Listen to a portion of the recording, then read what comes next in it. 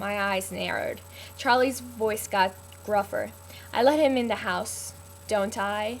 You do, I admitted, for brief periods of time. Of course, you might let me out of the house for brief periods now and then, too. I continued, only jokingly. I knew I was on lockdown for the duration of the school year. I've been pretty good lately. Well, that's kind of where I was heading with this. And then Charlie's face stretched into an unexpected crinkling grin. For a second, he looked 20 years younger. I was a dim glimmer of possibilities in that smile, but I proceeded slowly. I'm confused, Dad. Are we talking about Jacob or Edward, or me being grounded? The grin flashed again. Sort of all three. And how do they relate? I asked, cautious.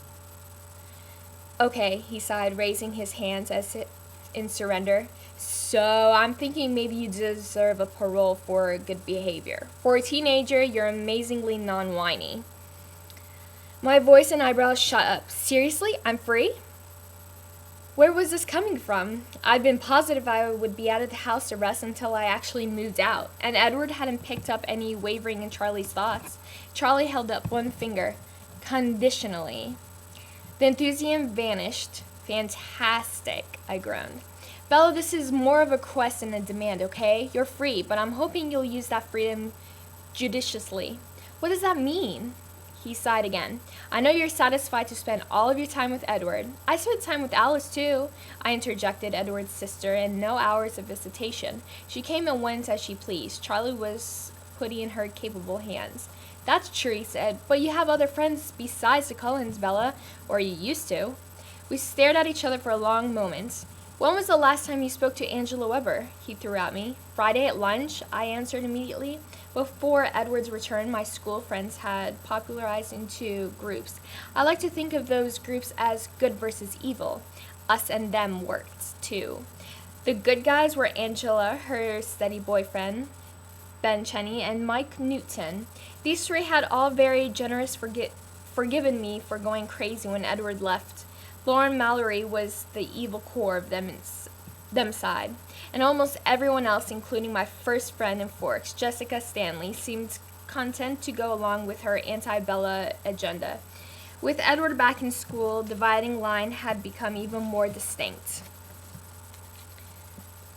Edward's return had taken its toll on Mike's friendship, but Angela was unswervingly loyal, and Ben followed her lead. Despite the natural aversion most humans felt toward the Cullens, Angela sat dutifully beside Alice every day at lunch. After a few weeks, Angela even looked comfortable there. It was difficult not to be charmed by the Cullens, once one gave them a chance to be charming. Outside of school? Charlie asked, calling my attention back. I haven't seen anyone outside of school, Dad. Grounded, remember? And Angela has a boyfriend, too. She's always been with Ben. If I'm really free, I added, heavy in the skepticism, maybe we could double. Okay, but then he hesitated. You and Jake used to be joined at the hip, and now I cut him off. Can you get to the point, Dad? What's your condition exactly? I don't think you should dump all your other friends for your boyfriend, Bella, he said in a stern voice. It's not nice, and I think your life would be better balanced if you kept some other people in it. What happened last September? I flinched. Well, he said defensively, if you had more of a life outside of Edward Cullen, it might have not been like that. It would have been exactly like that, I muttered. Maybe, maybe not. The point, I reminded him. Use your new freedom to see your other friends, too. Keep it balanced. I nodded slowly. Balance is good. Do I have specific time quotas to fill, though? He made a face, but shook his head. I don't want to make this complicated. Just don't forget your friends. It was a dilemma I was already struggling with. My friends. People who, for their own safety, I would never be able to see again after graduation. So, what was the better course of action? Spend time with them while I could, or start the separation now to make more gradual?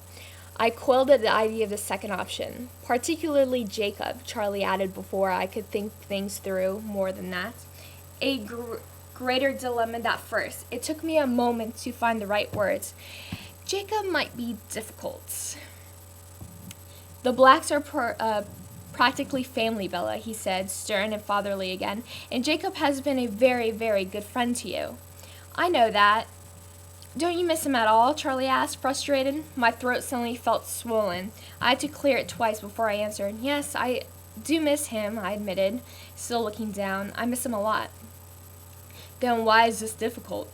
It wasn't something I was at liberty to explain. It was against the rules for normal people, humans like me and Charlie, to know about the clandestine world full of myths and monsters that existed secretly around us. I knew all about the world, and I was in no small amount of trouble as a result. I wasn't going to get Charlie in the same trouble. With Jacob, there is a conflict, I said slowly. A conflict about friendship things. I mean, friendship doesn't always seem to be enough for Jake. I won my excuse out of details that were true, but insignificant, hardly crucial compared to the fact that Jacob's werewolf back bitterly hated Edward's vampire family. And therefore me, too. As I fully intended to join that family, it just wasn't something I could work out with him in note. And he wouldn't answer my calls, but my plan to deal with the werewolves in person had definitely not gone over well with the vampires.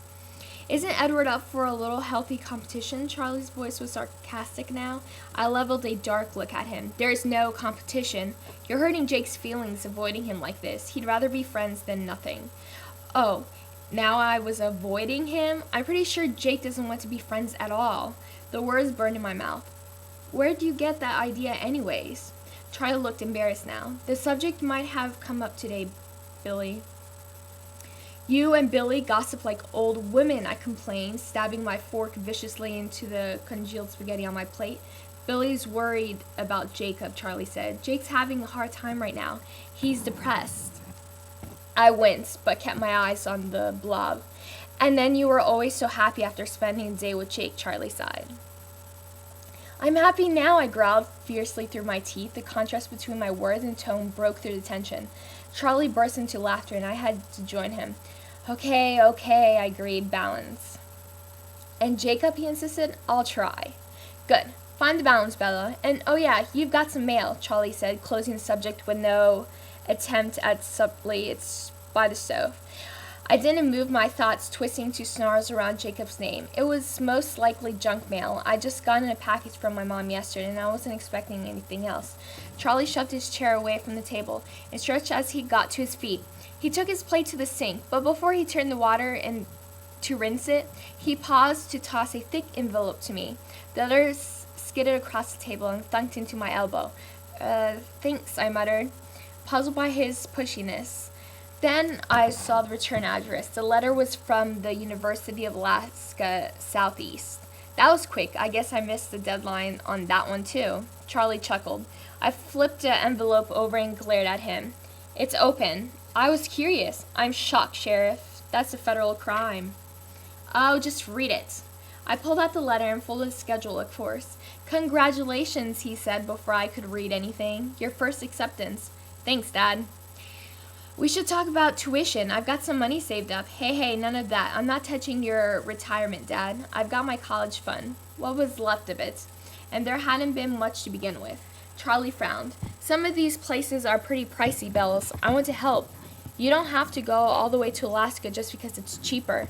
It wasn't cheaper, not at all, but it was far away, and Genoa had an average of 321 overcast days per year. The first was my prerequisites, the second was Edward's. I've got it covered. Besides, there's a lot of financial aid out there. It's easy to get loans. I hope my bluff wasn't too obvious. I hadn't actually done a lot of research on the subject. So, Charlie began, and then he pursed his lips.